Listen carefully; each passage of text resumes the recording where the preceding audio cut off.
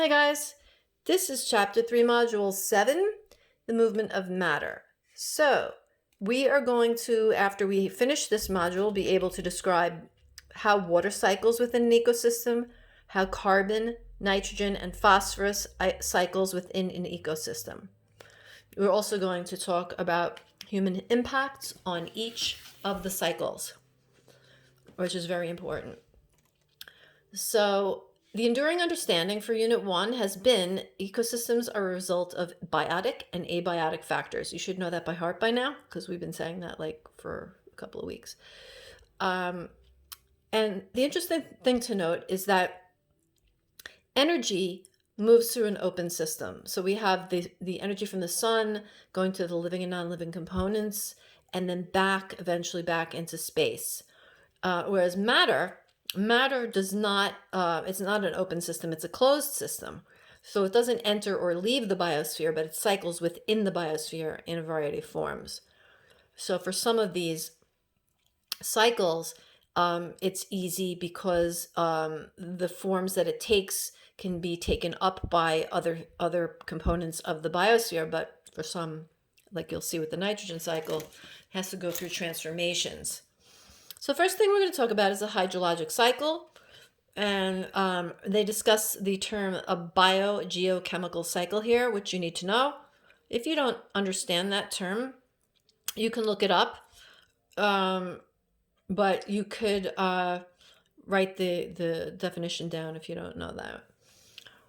Okay, so, oh, sorry. Yes, okay.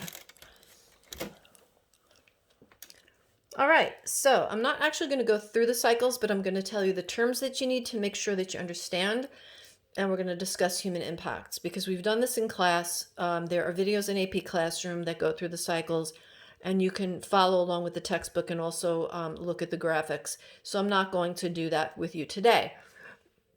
We're going to do the overviews. So water cycles within ecosystems in the hydraulic cycle, or, more commonly known as the water cycle. And it goes through these particular steps: evaporation, condensation, sublimation, precipitation, transportation, runoff, and infiltration. There's a term called evapotranspiration, which combines transpiration and evaporation. So just be aware of that.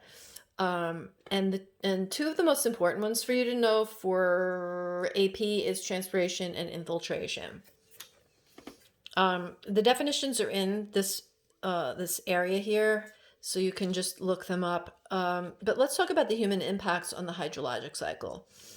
So, we have the cycle of water that's going from the atmosphere, precipitating, running off, condensing, sublimating, transpiring, infiltrating, all that stuff into a cycle, right?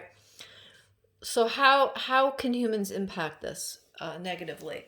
Well, there's a couple of ways. By clear-cutting trees, we are reducing the process of evapotranspiration, which is what the trees do, and which keeps the water in the cycle in balance, and thereby reducing biomass, because when there's less evapotranspiration, obviously there's less things growing. Paving over land surfaces can increase runoff. It prevents the water from,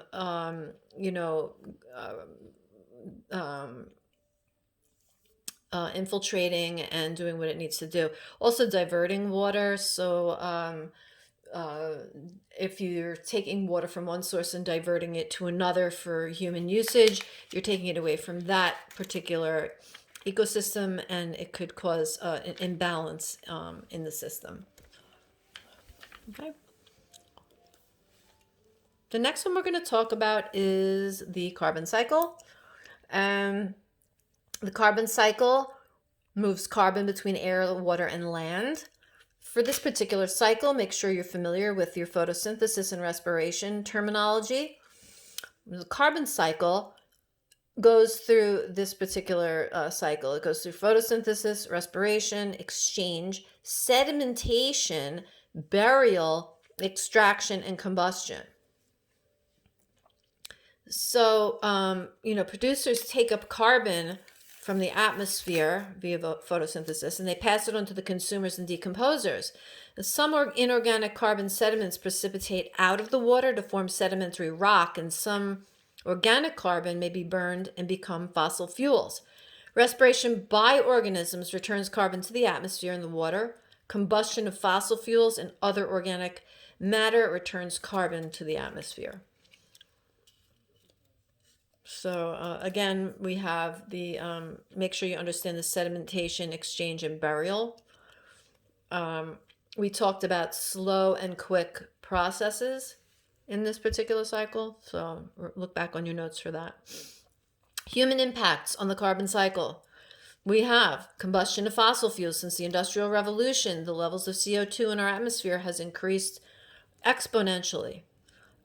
When you have an increase of CO2, it disrupts the balance between, the organisms and the cycles. And then you have also the tree harvesting or clear cutting again, because trees store carbon, and when they are downed or clear cutted, they release all that carbon as they decompose into the ground, and carbon can become imbalanced. Nitrogen cycle. This one was the most difficult cycle that we went through because of two factors. One, remember that the nitrogen cycle does not have an atmospheric component. And also the nitrogen in the atmosphere, which is plentiful, it's actually 78%, but most of it is unusable. It is in a form that producers, meaning our lower level of our trophics level, can't use. So nitrogen has to go through several chemical transformations to make it usable, and for the micronutrients to be able to be passed up the trophic level to the consumers. These are the transformations in overview. We have nitrogen fixation. There's 5 of them. Nitrogen fixation, nitrification, assimilation, mineralization, and denitrification.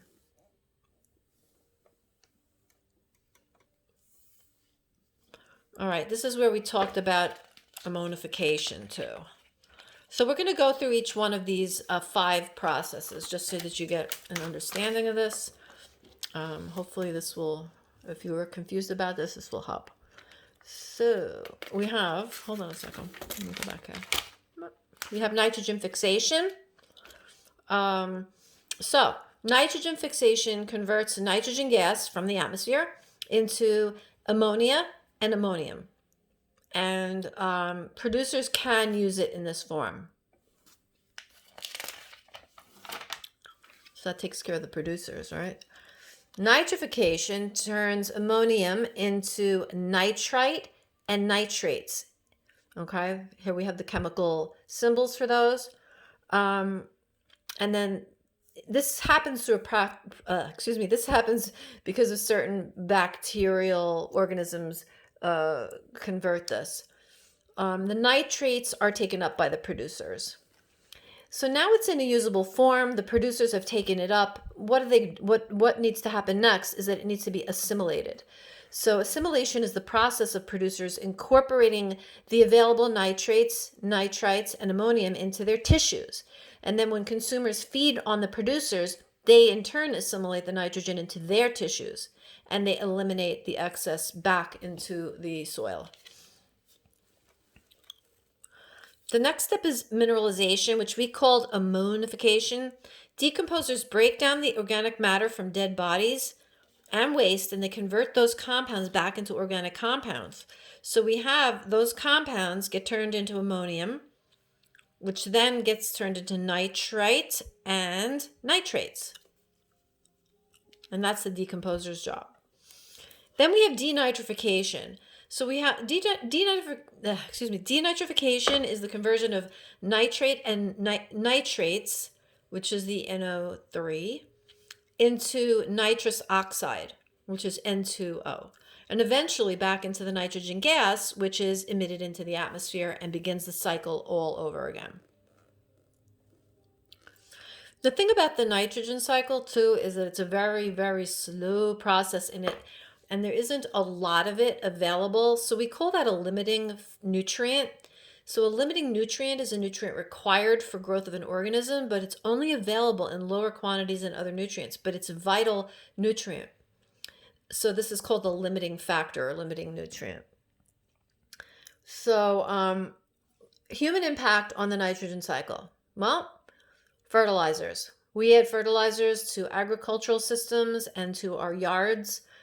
And by doing so, we can alter the distribution and abundance of species in these ecosystems by the runoff or overuse of the fertilizers, which is not good. Okay. Phosphorus cycle. Remember with the phosphorus cycle, there's no gas phase. There's nothing coming from the atmosphere. In the phosphorus cycle, it only cycles between land and water. And also, phosphorus rarely changes its form, so it stays in the form of phosphate throughout the cycle, unlike the nitrogen cycle, where the chemical transformations happen. Mostly we talk about phosphorus coming from rock. So we talk about sedimentation. We talked about this in class. Uplift and weathering. These are the processes that pass the phosphorus between the land and the water. So you have, sedimentation, breaking down of rock, and geologic uplift is when some natural event happens that causes the rocks to uplift, and the weathering, which breaks down the pieces of the rock, which in turn releases phosphorus into the soil and into the water. Human impacts on the phosphorus cycle are one of the most acute, because we have mining for phosphate sediments to produce our fertilizers. So it's like we're taking it out of the earth to put it on our front lawns, and then we have too much of it on the lawn, and then it runs off into the streams. And what does it cause? It causes a big problem, right? It causes a rapid increase of producers where we would not have them before, and thus disrupting the natural balance and stability of the ecosystem. So we have the excess phosphorus leaching into water systems through agricultural or home use of fertilizers, and when it's put into the water, it causes algal blooms. It favors certain species, and other species get choked out. That's not good, right? That is it for this module. So you're going to do your sticky notes and hand them in. Thank you. Have a great day.